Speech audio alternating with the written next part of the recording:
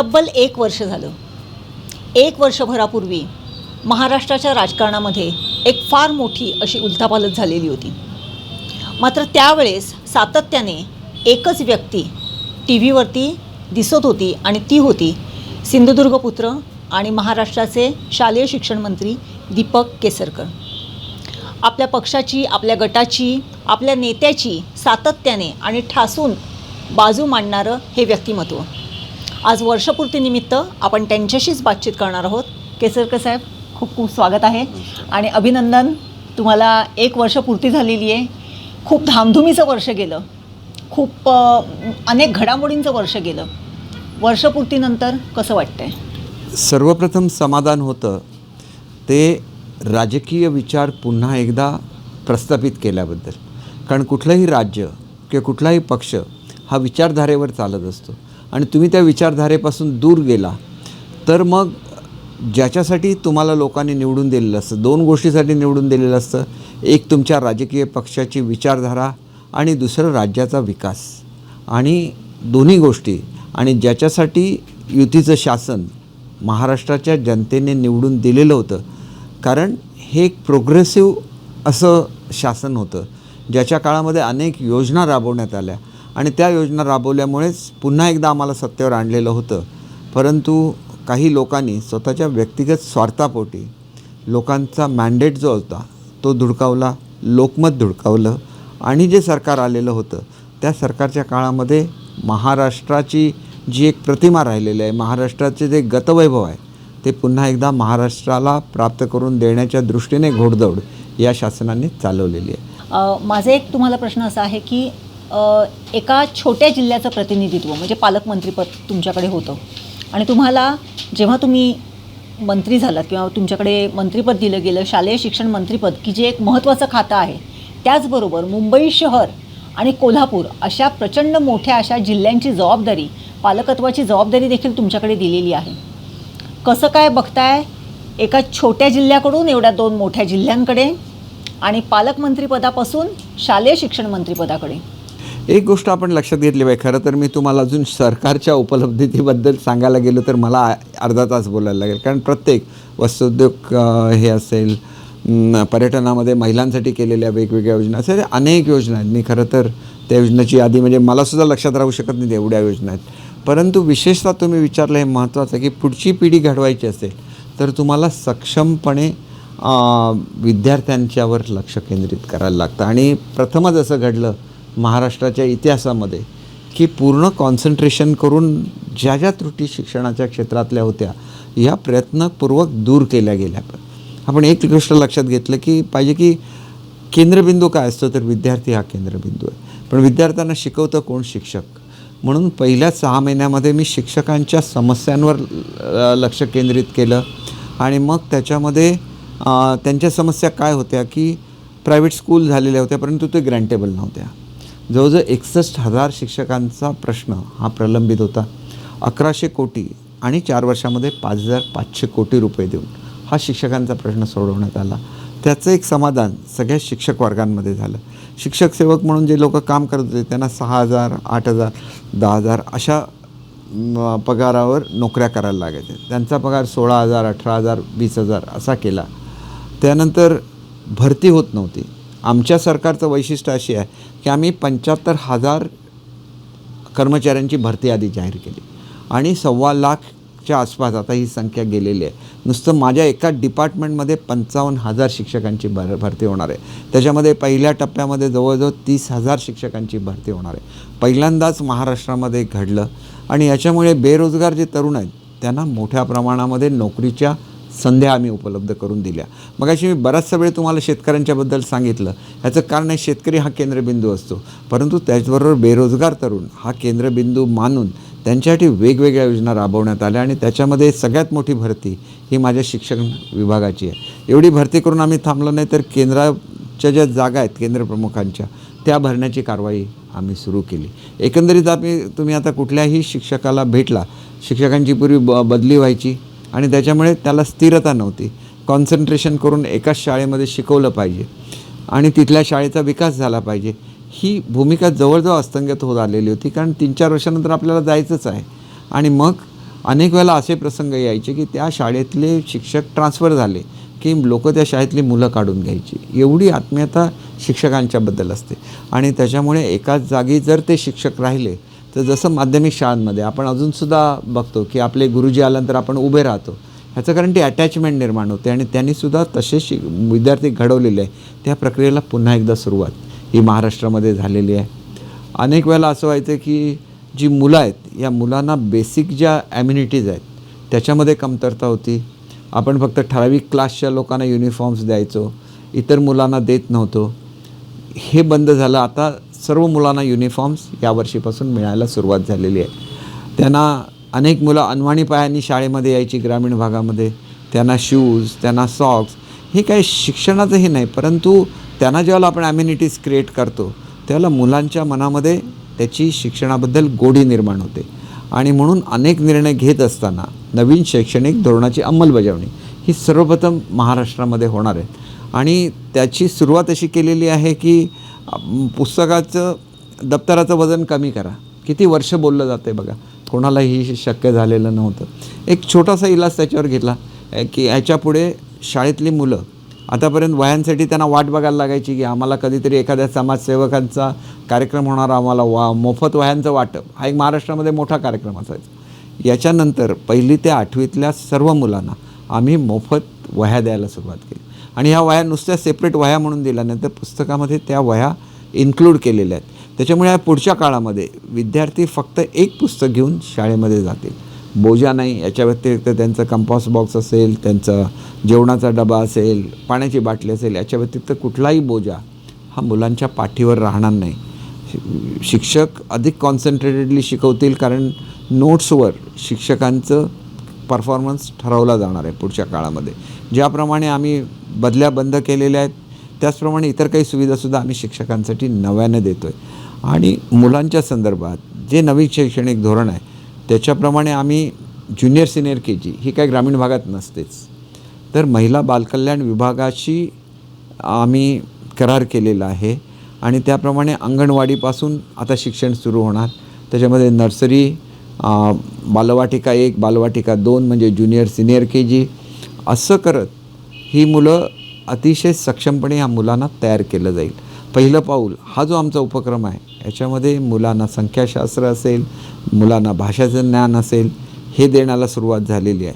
प्रत्येक वर्ग हा इंटरॅक्टिव्ह TV जोडला गेला पाहिजे. त्यांना रोबोटिक्सचं नॉलेज दिलं पाहिजे. त्यांना एज्युकेशन देत असताना त्यांना जसं आपण कॉम्प्युटरचं नॉलेज देतो तसं आताचं युग आर्टिफिशियल इंटेलिजन्स आहे. कोडिंग डिकोडिंग मुलांना शिकवण्याच्या संदर्भात आम्ही करार केलेले आहेत. काही करार तर असे आहेत की HCL कंपनीबरोबर केलेला करार असा आहे की HCL त्यांना प्रोफेशनल टीचिंग करणार आणि 1 वर्षाचं कंपनीमध्ये अप्रेंटिसशिप केल्यानंतर 15,000 मुलांना HCL नोकऱ्या देणार आहे. असाच करार Tata institute of social sciences बरोबर आहे. ते 10,000 मुलांना नोकऱ्या. म्हणजे आपण शाळेतून बाहेर पडलो की आपल्याला नोकरी मिळू शकते, हे कुठल्या मुलाला पटण्यासारखं नाही, परंतु त्याची सुरुवात झालेली आहे. मुलांना फॉरेन लँग्वेजेस शिकवून त्यांना स्किल डेव्हलपमेंट करून किंवा आपण ज्याला व्यावसायिक शिक्षण आहे ते करून मुलांना एवढं सक्षम केलं जाणार आहे की पुढच्या काळामध्ये ते 12वी झाले आणि एखाद्या वर्ष सेंटर ऑफ एक्सलन्स केल्यानंतर ते थेट परदेशामध्ये जाऊ शकतात, स्वतःचं करिअर बनवू शकतात. कारण आपल्या श्रमशक्तीचं महत्त्व हे आतापर्यंत कोणाला कळलेलं नव्हतं. आणि म्हणून अशा तऱ्हेचे करार होत आहेत की ज्याच्यामध्ये आपल्याला नुसतं असं वाटतं की इंग्रजी जगभर बोलली जाते. वस्तुस्थिती नाही, जगभरामध्ये प्रत्येक देशाला स्वतःची भाषा आहे आणि ती भाषा जो आत्मसात करेल त्याला त्या देशामध्ये नोकरीची संधी मिळणार आहे. कारण भारत हा सर्वात तरुण देश झालेला आहे आणि युरोपियन देशांचं वयोमान वाढतं आहे. जवळजवळ आता ॲव्हरेज 39वर गेलेलं आहे. जपानच्या संदर्भात 45वर गेलेलं आहे. त्यांना मॅनपॉवर पाहिजे आणि ही क्वालिटी मॅनपॉवर जर आपण शालेय शिक्षण आणि उच्च शिक्षणाच्या माध्यमातून देऊ शकलो तर तो एक मोठं आपल्याला ॲडव्हान्टेज आहे. आणि म्हणून मी जर्मनीला जाऊन आलो. त्यांच्याबरोबर लवकरच MOU होणार आहे. त्या समितीचा अध्यक्ष मी आहे. आणि त्याच्यामुळे जे आम्ही करतो आहे शाळांसाठी हा एक इतिहास घडतो आहे महाराष्ट्रामध्ये. आणि अनेक लोक मला असं सांगतात की शालेय शिक्षणाच्या संदर्भात एवढे धाडसी निर्णय कोणी घेतलेले नव्हते, ते तुम्ही आज घेताय.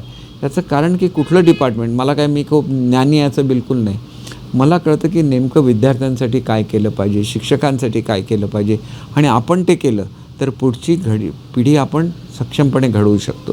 साधं आहे की आम्ही मिड डे मील देतो. मिड डे मील जर रुचकर असेल तर त्या मिड डे मीलसाठी मुलांना ते एक अट्रॅक्शन असतं शाळेत यायचं. तुम्ही एकाच तऱ्हेची खिचडी जर देत राहिला, डाळ आणि भात देत राहिला, तर मुलांना त्याच्यामध्ये इंटरेस्ट निर्माण होणार नाही. मुलांनी पुढच्या काळामध्ये मुलांना एन्व्हायरमेंट म्हणजे काय ते कळलं पाहिजे, शेतकरी म्हणून काय ते कळलं पाहिजे, म्हणून कृषीचा समावेश हा आम्ही शालेय शिक्षणामध्ये केलेला आहे. मुलांच्या हेल्थच्या चेकअपसाठी आम्ही वेगवेगळ्या ज्या इन्स्टिट्यूट्स आहेत त्यांच्याशी करार केलेला आहे. प्रत्येक शाळेत विद्यार्थ्याची आता तपासणी होते. अनेक विद्यार्थ्यांना कळत नाही की आपल्याला चष्मा आहे. त्याची एक मोहीम आम्ही लवकरच हा करार पुढच्या आठवड्यामध्ये होणार आहे की सगळ्या मुलांच्या डोळ्याची तपासणी करून त्यांना जर ते व्यवस्थित दिसलं तर ते अधिकचा इंटरेस्ट घेऊन अभ्यास करू शकतील आणि मुलांचा सर्वांगीण विकास व्हावा म्हणून केवळ शिक्षण नाही तर क्रीडा आहे, कला आहे, प्रत्येकाचं नैपुण्य त्यांना देण्याच्या संदर्भातले कारवाई आता सुरू झालेली आहे. नवीन जे शैक्षणिक धोरण आहे त्याच्या अंमलबजावणीला सुरुवात झालेली आहे आणि याच्यामध्ये मी स्वतः प्रत्येक ठिकाणी जातो, प्रत्येक ठिकाणी अधिकाऱ्यांच्या बरोबर त्यांना प्रोत्साहित करतो. अनेक जे शिक्षण तज्ज्ञ आहेत त्यांना घेऊन नवीन शैक्षणिक धोरणाची समिती स्थापन केलेली आहे आणि एका वेगाने शिक्षण क्षेत्रामध्ये काम सुरू झालेलं आहे. आणि म्हणून मला असं वाटतं की आपण की मी स्वतःच परिपूर्ण अशातला भाग नाही, पण तुम्हाला जे दिलं ते उत्कृष्टपणे करण्याची तुमची तयारी पाहिजे. मला सिंधुदुर्ग जिल्हा हा तर पर्यटन जिल्हा आहे, माझ्या अत्यंत जिव्हाळ्याचा तो विषय आहे. त्याचं फॉलोअप मी करतच असतो. म्हणजे पहिलं 5 स्टार हॉटेल हे 1 महिन्यामध्ये जिल्ह्यामध्ये सुरू होईल. दुसऱ्या 5 स्टार हॉटेल म्हणजे जे ताज ग्रुपचं आहे त्याची पायाभरणी 1 महिन्या 1.5 महिन्यामध्ये होईल. हे प्रकल्प 20-20, 25-25 वर्ष प्रलंबित होते. आमचं सरकार आल्यानंतर त्याला गती देण्यात आली. आपल्याला माहिती आहे की आपल्याकडे चांगल्यापैकी स्कुबा डायव्हिंग असतं, त्याच्याचबरोबर जे सबमरीनमध्ये छोटी जी टॉय सबमरीन असते जी 30 मीटरपर्यंत खोल जाते त्याच्या संदर्भातले पैसे दिलेले होते, अंमलबजावणी होत नव्हती. ती अंमलबजावणी लोढासाहेब आता पर्यटन मंत्री आहेत त्यांच्याशी कोऑर्डिनेट करून याला सुरुवात झालेली आहे. पण विशेषतः मला जे 2 जिल्हे दिले गेले, कोल्हापूर आणि मुंबई. मुंबईचं वैशिष्ट्य काय की मुंबई ही महानगरी आहे, पण मुंबईमध्ये गेल्यानंतर तिथले जे मूळचे नागरिक आहेत, कोळी आहेत, त्या कोळीवाड्यांमध्ये आता कायापालटाचं काम चालू आहे. तिथं फूड कोर्ट स्थापन केली जात आहेत. मुंबईच्या ज्येष्ठ नागरिकांसाठी डे केअर सेंटर स्थापन केली जात आहेत. मुंबईचा पूर्ण कायापालट हा सध्या चालू आहे. पण हा कायापालट करत असताना मुंबईमधला जो मराठी मनुष्य होता तो मुंबईच्या बाहेर फेकला जाण्याची प्रक्रिया मुंबईमध्ये चालू होती. तो ट्रान्झिट कॅम्पमध्ये होता, त्याचं भाडं दिलं जात नव्हतं. ह्या सगळ्या प्रश्नांमध्ये लक्ष घालून मी आता प्रत्येक वॉर्डनिहाय मीटिंग सरकार आपल्या दारी सुरू केलं. त्या ठिकाणी जाऊन तिथले प्रश्न सोडवायला सुरुवात केले. शेवटी मंत्री किंवा पालकमंत्री असतो हेच मुंबईच्या लोकांना माहिती नव्हतं. ह्याची पहिल्यांदा जाणीव मुंबईला व्हायला सुरुवात झाली आहे. कोल्हापूरचं उदाहरण घेतलं तर कोल्हापूर ही महाराष्ट्राची छत्रपतींच्या 2 गाद्यांपैकी एक कोल्हापूर गादी आहे. ताराराणीने त्या गादीची स्थापना केली, शाहू महाराजांनी त्याला कळस चढवला. परंतु हे वैभव हे भारतातल्या आणि परदेशांच्या लक्षात अजून आलेलं नाही. आज पर्यटक येतो हा विशेषतः महालक्ष्मीच्या दर्शनासाठी येतो, परंतु आपल्याला छत्रपती शिवाजी महाराजांची राजधानी बघायला जायची आहे, तिथलं वैभव बघायचं जायचं आहे. आणि त्याचं पूर्ण महालक्ष्मीच्या देवळाच्या आसपासचे जे राजवाडे होते त्याच्यामध्ये सरकारी कार्यालय होती, सगळी कार्यालयं मी खाली करून घेतली. आता तिथं येणाऱ्या भक्तांसाठी सुविधा करण्याची कामं सुरू झाली. विकास म्हणजे जादूची कांडी नाही, सुरुवात झाली. आजपर्यंत कोणाला वाटलंच नव्हतं. तिथं काही ठिकाणी PWDची ऑफिसं होती, काही ठिकाणी रेशनिंगची कार्यालय, वेगवेगळी कार्यालय होती. जवळजवळ 20 की 25 कार्यालय होती, सगळी खाली केली. महालक्ष्मीच्या परिसराच्या विकासाला सुरुवात झाली आहे, रंकाळ्याच्या विकासाला सुरुवात झाली आहे, हेरिटेज स्ट्रीट करण्याच्या कामाला सुरुवात झालेली आहे, शिवाजी पूल आहे, तिथून पंचगंगेचा घाट बांधण्याच्या कामाला सुरुवात झालेली आहे. शेवटी ते हेरिटेज. आणि महत्त्वाचं असं आहे की शाहू महाराजांच्या स्मृती असलेल्या प्रत्येक गोष्टीला उजाळा देण्याचं काम, उदाहरणार्थ शाहू जन्मस्थळाचं जे 2ऱ्या टप्प्याचं काम आहे ते सुरू झालेलं आहे. शाहू महाराजांचं जे स्मृतिस्थळ आहे त्याच्या 2ऱ्या टप्प्याचं काम सुरू झालं. कोल्हापूरचं पाणीपुरवठा अनेक वर्ष रेंगाळलेला होता, तो पूर्ण झाला. कोल्हापूरला कॉन्क्रीटचे रोड देण्याची प्रक्रिया सुरू झाली, त्याच्यासाठी 100 कोटी मंजूर केले. कोल्हापूरसाठी पंचगंगेमध्ये त्याचं जे पाणी जात होतं त्याच्यासाठी सिवेज ट्रीटमेंट प्लांट्स नवीन मंजूर केले. अनेक गोष्टी केल्या. ह्या गोष्टी अशासाठी केल्या, कोल्हापूरचा दसरा आहे, ह्या दसरा संपूर्ण भारतामध्ये प्रसिद्ध व्हावा. कारण मैसूरचा दसरा प्रसिद्ध आहे, तेवढाच मोठा कोल्हापूरचा दसरा होता, पण लोकांना माहिती नव्हतं. त्याला मोठ्या प्रमाणात निधी दिला. आता राधानगरीला आम्ही पर्यटन विकसित करतो आहे, कोल्हापूरमध्ये करतो आहे, चंदगड भागामध्ये जो पारगड किल्ला आहे तिथं करतो आहे. शेवटी असं आहे की लोकं आली पाहिजे, व्यवसाय वाढला पाहिजे, तर आपल्याला त्याच्यामध्ये लक्ष घालायला लागतं आणि ते लक्ष त्या ठिकाणी घातलं गेलं आहे. अनेक विकासाला तिथं गती दिलेली आहे. मुंबईला पहिल्यांदाच जाणीव झाली की मी जसं काम करतो तसं लोढासाहेब काम करतात. सगळे तिथल्या ज्या अस्वच्छ वस्त्या आहेत तिथं नवीन टॉयलेट्स व्हायला सुरुवात झालेली आहे. तिथं ज्या दलित वस्त्या आहेत त्याच्यामध्ये समाज मंदिरं व्हायला सुरू झाली. त्या ठिकाणी मुलांच्या रिडिंगची व्यवस्था झालेली आहे. त्या ठिकाणी लायब्ररीज व्हायला सुरुवात झाल्या. तसं शालेय शिक्षणाचं मगाशी सांगत असताना मी सांगायला विसरलो की आम्ही प्रत्येक शाळेमध्ये आता लायब्ररी करतो आहे. मुलं जेवढी वाचतील तेवढी ती हुशार होतील आणि म्हणून त्याच्यामध्ये अनेक जे आम्ही नवीन प्रयोग करतो आहे ते शाळांपर्यंत पोचल्यानंतर तुम्हाला निश्चितपणे बघा आता महाराष्ट्र पहिल्या क्रमांकावर आलेला आहे. तो एवढा पुढे गेला पाहिजे की प्रत्येक जे आपण पालकमंत्री दिलेत ते आपापल्या गावामध्ये उत्कृष्ट कामगिरी करतायत आणि त्याच्यामुळे मला वाटतं की पालकमंत्रीपदाचं तर आहेच, म्हणजे मोठ्या 2 शहरांचं पालकमंत्रीपद आपल्याकडे आहे, शालेय शिक्षण मंत्रीपद आहे. आपण सिंधुदुर्गचं, म्हणजे मी ओळख करून देतानाच असं सांगितलं की सिंधुदुर्ग पुत्र, जेव्हा शालेय शिक्षण मंत्रीपदासारखं एक मोठं खातं आपल्याकडे आहे. सिंधुदुर्गामध्ये इतकी वर्ष आपण काम केलेलं आहे. सावंतवाडीतलं तर तुम्ही इथल्या प्रत्येक घरोघर लोकांच्या परिचित आहात. सिंधुदुर्गातल्या लोकांची फार अपेक्षा आहे आपल्याकडून शालेय शिक्षण मंत्री म्हणून. आपण जसे धडाडीचे क्रांतिकारी निर्णय घेतले बरोबरच आहे, म्हणजे शेती शिक्षण म्हणा किंवा माध्यान्ह भोजन म्हणा, नवीन शैक्षणिक धोरणाचं तर सुरुवात आहे, त्याच्याबद्दल काही हे आहेत थोडेसे किंतु परंतु तेही आपण चांगल्या पद्धतीने आपण ते पुढे नेणार आहोत. परंतु पर्टिक्युलरली सिंधुदुर्गातल्या लोकांची, म्हणजे असा ट्रेंड असतो की जो मंत्री ज्या जिल्ह्याचा असतो, ज्या खात्याचा तो मंत्री असतो, त्याच्या अनेक सोयीसुविधा तो आपल्याकडे पहिल्यांदा आणत असतो. त्या दृष्टिकोनातून जर बघितलं, सिंधुदुर्ग पुत्र म्हणून, शालेय शिक्षण मंत्रीपद म्हणून आपल्या सिंधुदुर्गातल्या मोडकळीस आलेल्या शाळा, इथल्या शिक्षकांची कमतरता आणि जसं आपण म्हणालात की मुलांचा प्राथमिक शाळेकडे न जाण्याचा कल, हे 3 ओव्हरकम करण्यासाठी तुम्ही पर्टिक्युलरली काय करणार आहात? एक गोष्ट अशी आहे की शाळांच्या संदर्भात आपण नेताजी सुभाषचंद्र बोस नावाची 15 कोटी रुपयाची शाळा ही सिंधुदुर्गासाठी मंजूर केलेली आहे. हे निवासी शाळा ही असणार आहे. अनेक लोकांना याची माहिती नाही आहे कारण त्याचं टेंडर निघालेलं नाही आहे आणि त्याच्यामुळे आपल्या ज्या मुलांकडे प्रत्येकाकडे शाळेची किंवा हॉस्टेलमध्ये जाण्या एवढे पैसे नसतात. हे पहिल्यांदाच सिंधुदुर्ग जिल्ह्यामध्ये होतं आहे की नेताजी सुभाषचंद्र बोस शाळा ही या ठिकाणी होणार आहे. आणि त्याच्यानंतर दुसरी एक शाळा की ज्याच्यामध्ये ती अत्याधुनिक असेल असं त्याच्यासाठी सुद्धा 5 कोटी रुपयाची तरतूद ही ह्या जिल्ह्यासाठी एका शाळेसाठी केलेली आहेत.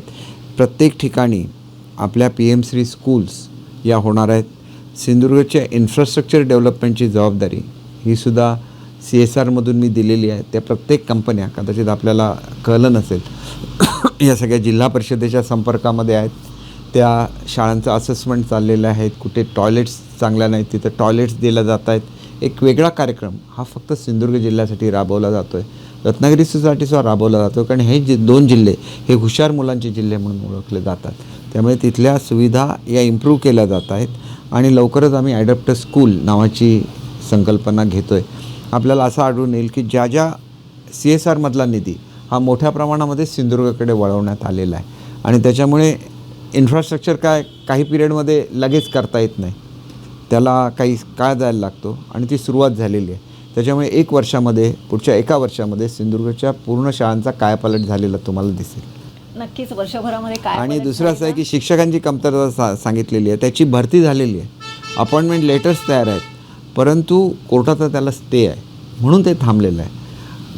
आणि म्हणून ज्या ठिकाणी कमी शिक्षकांची संख्या आहे त्या ठिकाणी रिटायर्ड शिक्षकांना तात्पुरत्या नेमणुका द्यायला, कारण कोर्टाचा स्टे या महिन्यात उठायचा होता, उठेल की नाही मला सांगता येणार नाही की शेवटी ते कोर्ट आहे, म्हणून त्याची पर्यायी व्यवस्थासुद्धा केलेली आहे.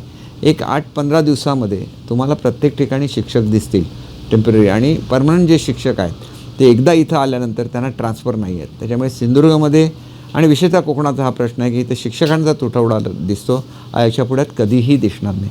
कारण त्यांना इथं जे लोक कोकण म्हणून स्वीकारतील त्यांना कोकणामध्येच राहायला लागेल.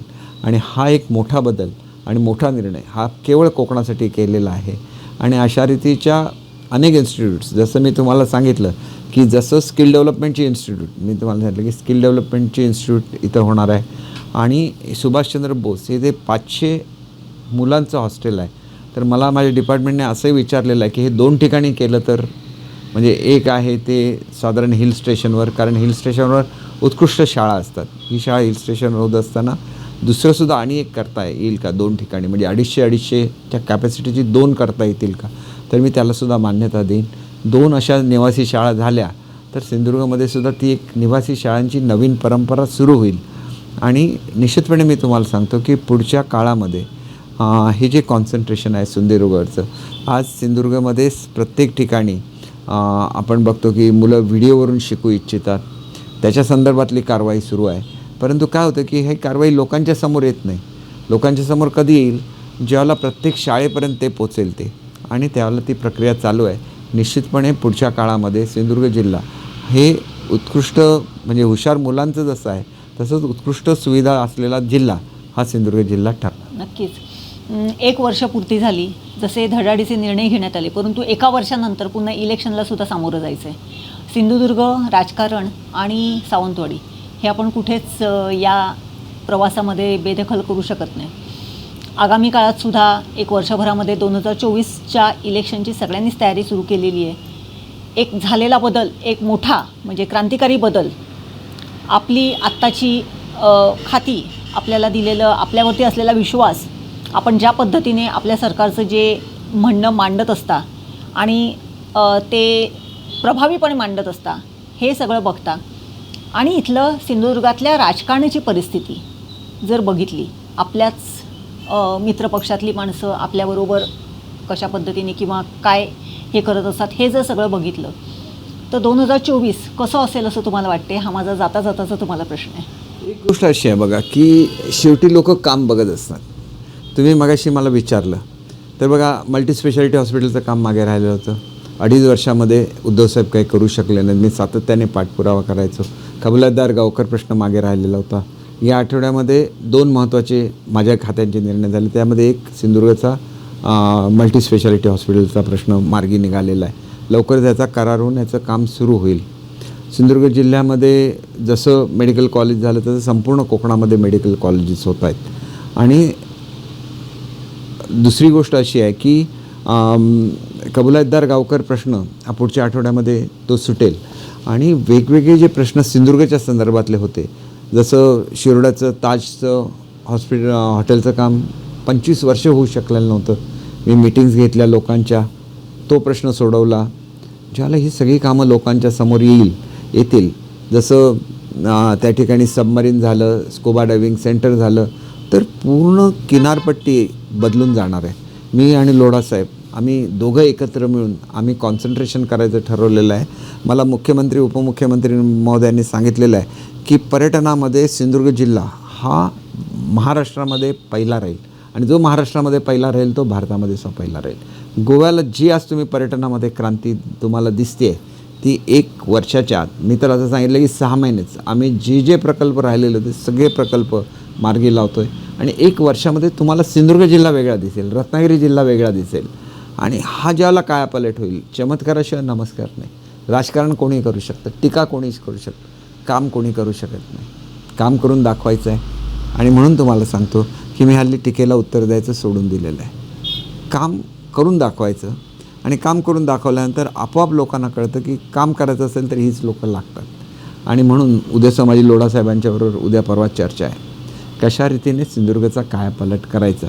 अगदी महिला असतील तर महिलांच्या घराच्या समोर एक छोटंसं 4-5 रूमचं छोटे रिसॉर्ट उभे राहिले पाहिजेत, पण ते आंतरराष्ट्रीय दर्जाचे पाहिजेत.